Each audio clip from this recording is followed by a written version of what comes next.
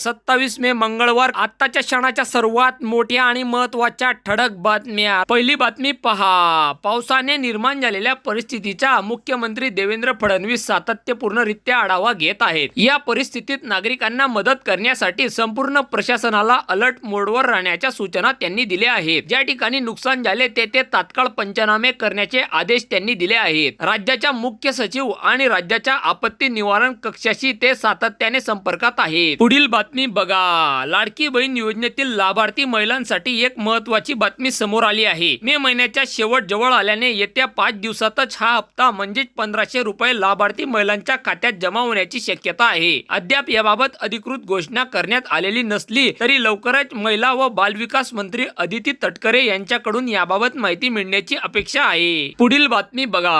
राज्यातील कोरोना रुग्णसंख्येत मोठी वाढ झाली असून सार्वजनिक आरोग्य विभागाने दिलेल्या माहितीनुसार राज्यात गेल्या 24 तासात कोरोनाचे 69 रुग्ण आढळले आहेत। त्यात मुंबई 37, ठाणे 19, नवी मुंबई 7, पुणे 2, लातूर, रायगड, कोल्हापूर प्रत्येकी 1 अशी रुग्णसंख्या आहे। राज्यात 1 जानेवारी ते 26 मे पर्यंत कोरोनाच्या 7830 संशयित रुग्णांच्या चाचण्या करण्यात आल्या। त्यात 369 रुग्णांना कोरोनाचे निदान झाले। त्यात मुंबईचे सर्वाधिक 285 रुग्णांची नोंद झाली आहे। राज्यातील कोरोनाचे सक्रिय रुग्णसंख्या 278 असून 87 रुग्ण बरे झाले आहेत। पुढील बातमी बघा। नैऋत्य मोसमी अर्थात मान्सून वेगाने प्रगती करत आहे। राज्यात रविवारी दाखल झालेल्या मान्सूनने केवळ 24 तासात मुंबईपर्यंत धडक मारली आहे। पुढील 3 ते 5 दिवसात मान्सून संपूर्ण राज्य व्यापेल अशी माहिती भारतीय हवामानशास्त्र विभागाचे वरिष्ठ शास्त्रज्ञ डॉक्टर SD सानप यांनी दिली। दरम्यान कोकण, मध्य महाराष्ट्राच्या घाट परिसर या भागात आज मंगळवारी तुरळक ठिकाणी अतिवृष्टीचा इशारा देण्यात आला आहे। मध्य महाराष्ट्र, मराठवाड्यात पुढील 2 ते 3 दिवसात अतिवृष्टीचा अंदाज वर्तविला आहे। अहिल्यानगर, सातारा, पुणे, कोल्हापूर या जिल्ह्यांमध्ये 2 ते 3 दिवसात तुरळक ठिकाणी अति जोरदार पाऊस पडण्याची शक्यता आहे। सांगली, सोलापूर, बीड, धाराशिव, परभणी, हिंगोली या जिल्ह्यांमध्ये तुरळक ठिकाणी मेघगर्जनेसह जोरदार पावसाची शक्यताही विभागाने वर्तवली आहे। तर विदर्भात पुढील 5 दिवसात येलो अलर्ट जारी करण्यात आला आहे।